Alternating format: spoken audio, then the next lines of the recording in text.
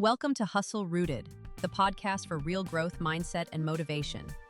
I'm Jessica, and today we're tackling a big one, procrastination. Have you ever had, a really big dream or maybe just a task you really want to get done? Oh, absolutely. Like writing that book or learning a new skill. Right, or even just consistently getting fit. But then somehow you just can't seem to start? That feeling is incredibly common. It's so frustrating. You want to move, but you feel, stuck, frozen, and then you start thinking. Maybe I'm just lazy. Exactly, that thought creeps in. Yeah, and what our sources suggest is that it's usually not about laziness at all. It's often something more like a cycle of mental confusion. Mental confusion. How so? Well, your brain is sort of wired to save energy, right? So when it sees a huge, ambitious task, it thinks, whoa, that's way too much effort. Okay. And so it naturally drifts towards something easier, like, scrolling on your phone. The path of least resistance. Precisely. It builds this little comfort zone, keeps you away from the pressure of the big thing. And look, this isn't some personal flaw. It's a very human thing. We're all kind of wired this way. Okay, so it's not just me being lazy. That's actually quite relieving to hear. Definitely not just you. So our mission then for this deep dive is to really get into that stuck feeling.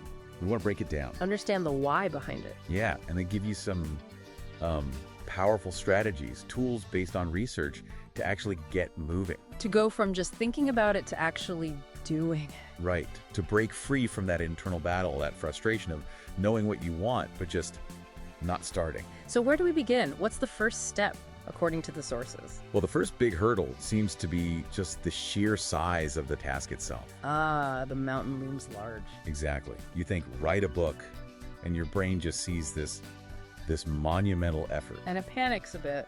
Triggers that response. Sort of, yeah. The amygdala flares up, hits the brakes before you've even typed a word. Right. So the counter strategy is what? Make it smaller. Make it tiny, almost ridiculously small. Don't think, write a book. Think. Write one sentence. Or even just one paragraph. Yeah? If you want to get fit, don't think run 5K. Just think. Put on my running shoes. Exactly. Yeah. By making the first step almost trivial, you kind of sneak past that brain alarm system. You bypass the panic button and engage the thinking part, the prefrontal cortex. The part that plans and executes. It's such a neat trick. It really is. It lowers the barrier to entry so much. I've found that helps me with things like journaling. Just write 2 lines and then suddenly. Pages. Yeah, it just flows once you start. Yeah. So building on that, the sources talk a lot about building systems, not just relying on motivation. Oh, that's crucial. Because motivation, well, it's fickle, isn't it? Comes and goes, totally unreliable. Right. But a system, a routine, that's like putting progress on autopilot. It doesn't demand willpower every single time. It uses the brain's tendency to automate things. Exactly, that habit loop idea. Yeah. Cue, routine, reward. You set up the system, maybe it's writing first thing in the morning or walking right after lunch. And it becomes automatic, part of your natural rhythm. Frees up so much mental energy, so you have to ask yourself, what tiny part of your day could you automate for progress? Makes total sense.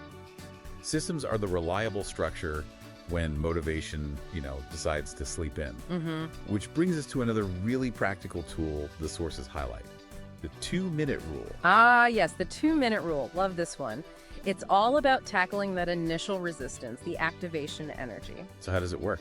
It's simple. If a task feels too big, just commit to doing it for literally 2 minutes. Just 2 minutes. That's it. Read for 2 minutes. Meditate for 2 minutes. Tidy up for 2 minutes. Okay, I see. It lowers the stakes dramatically. Exactly. Psychologically, it makes the task seem tiny, manageable. It bypasses that brain resistance we talked about. And the idea is, once you start, You often keep going. It's like getting a snowball rolling.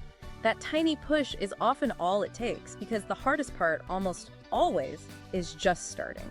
that initial inertia, yeah, I've used that too, like with script writing. Just open the document, that's the 2 minutes, and then suddenly. You're in the zone. Right. Okay, so we have tiny steps, we have systems, we have the 2-minute rule. How do we make these things stick? Keep the momentum going. Rewards. The sources emphasize small, immediate rewards. Training the brain. Yep. Finish your 2 minutes or your small task and give yourself a little something right away. Like what kind of reward? It doesn't have to be big. Listen to a song you love. Do a quick stretch. Maybe even, a short scroll break. Okay, so you're creating a positive feedback loop. Exactly. You're using dopamine. Effort leads to a small pleasure. Your brain starts associating the work with feeling good. So it starts to crave the work instead of avoiding it. Potentially, yes. The key is making the reward small and immediate. It reinforces the habit without becoming the only reason you do it. Like giving your brain a little high five.